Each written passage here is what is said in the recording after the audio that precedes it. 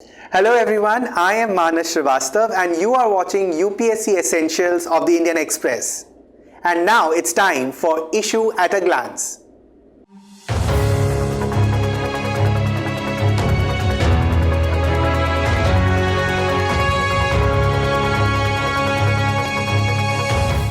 Today in Issue at a Glance, we are going to talk about NITI Aayog's report on gig economy. Let us briefly know what we are going to do in this video. Firstly, we will see why was this report in news. Secondly, what is the relevance of this report as per the UPSC syllabus. Third, what is gig economy? Fourth, who are gig workers?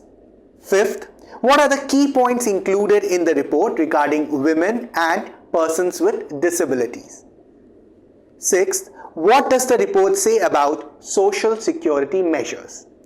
And finally, why are NITI Aayog's recommendations so significant? Before going ahead with our issue at a glance, I would like to inform you about our UPSC Key initiative, which helps you to decode the news on a daily basis. Aspirants make the best use of the UPSC Key by scanning the QR code which will be available at the end of the video. Now let's come back to our topic of discussion today, that is the NITI Aayog's report on gig economy.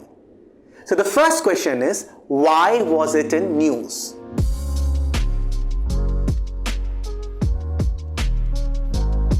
Dear aspirants, you must have seen in the headlines of the Indian Express that NITI Aayog pitched for incentives to draw more women into the gig economy in its report titled as India's Booming Gig and Platform Economy. The news regarding this report also mentions that in an attempt to increase the participation of women in the gig economy, the NITI Aayog has proposed fiscal incentives like tax breaks or startup grants for companies with about 1/3 of their workforce as women and people with disabilities. But now let's understand why is this report relevant for our UPSC syllabus.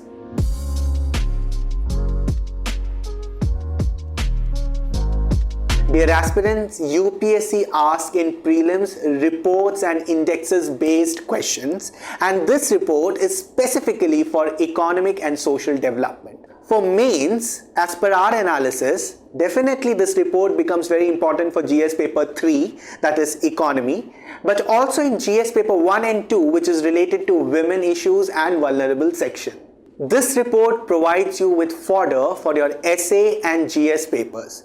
Also, gig economy is a popular term, so expect a question.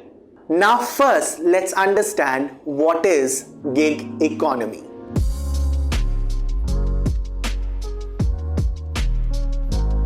So the economy, which is based on flexible, temporary or freelance job, is called gig economy.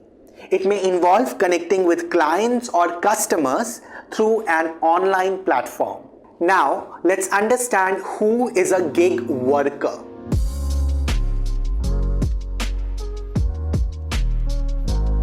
So, gig workers are typically hired by companies on a contractual basis and are not considered their employees.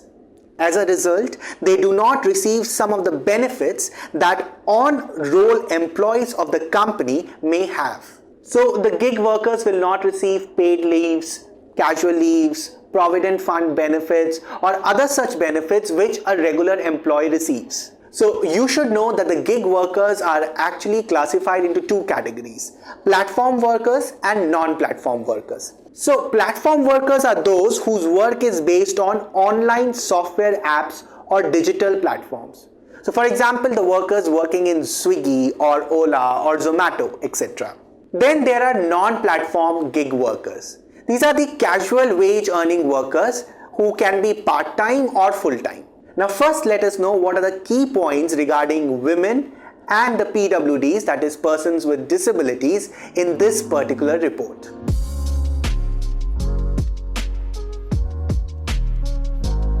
A survey conducted across urban centers of India revealed that women are more likely to take up platform jobs after their education and marriage.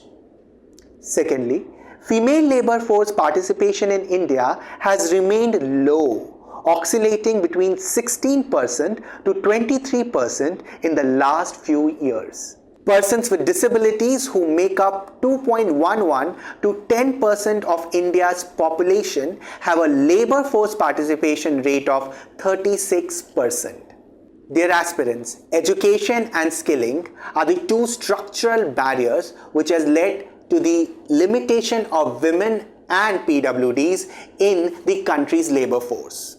So this report says that fiscal incentives such as tax breaks or startup grants may be provided for businesses that provide livelihood opportunities where women constitute a substantial portion, say 30% or more in the workforce. Likewise, a platform with high accessibility or high degree of participation of PWDs too may be rewarded with fiscal incentives. So apart from incentivizing platforms that focus on recruiting women workers, the report also recommended that business have a higher share of women managers and supervisors in the organization to ensure that communication to workers does not perpetuate gender stereotypes. However, according to the report, platform companies offer flexibility and choice of labor to all workers in general and women in particular, empowering them to monetize their idle assets when and where they want, a benefit which is missing in traditional employment sector. Now this is very important, making them an attractive opportunity for women and persons with disabilities. There is another important suggestion in the report, and what it is? The report suggests that companies carried out gender sensitization and accessibility awareness programs for workers and their families. This is particularly to promote the rights of women and persons with disabilities. It also suggests to partner with different stakeholders to upgrade the skills of women and persons with disabilities.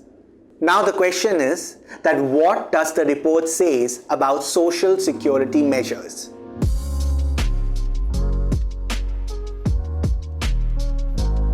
The report also recommends that firms adopt policies that offer old age or retirement plans and benefits and other insurance cover such as injury arising from work that may lead to loss of employment and income. Such plans and policy may be uniquely designed by a firm in partnership with insurance company or could be designed and offered in collaboration with the government as envisaged under the Code on Social Security 2020. A social security cover out of corpus fund can also help gig workers. The report said that business should consider providing some income support to workers as it would be a critical step in providing assured minimum earning and security for income loss in the wake of uncertainty or irregularity of work. Dear aspirants, it also suggests offering paid sick leave to workers apart from insurance cover. Now the question is that why are NITI Aayog's recommendations so significant?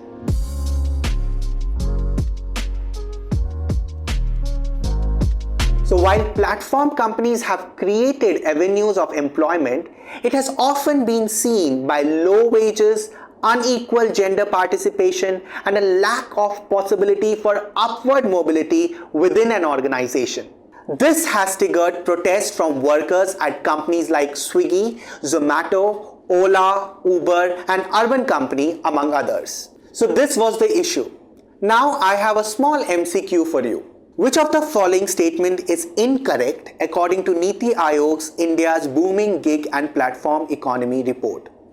A. Female labor force participation in India has remained lower than that of persons with disabilities. B.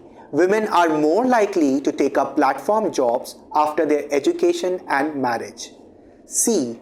Platform companies offer flexibility and choice of labor to all workers in general, empowering them to monetize their idle assets when and where they want. And D. Gig workers in low-skilled jobs are more than the gig workers in high-skilled and medium-skilled jobs. So dear aspirant, this was the MCQ and the issue at a glance. As you know that UPSC Key and UPSC Essentials are two important initiatives of Indian Express which will help you in your UPSC journey. So subscribe to Indian Express and get more such UPSC videos. Think smart, work hard, conquer your goal.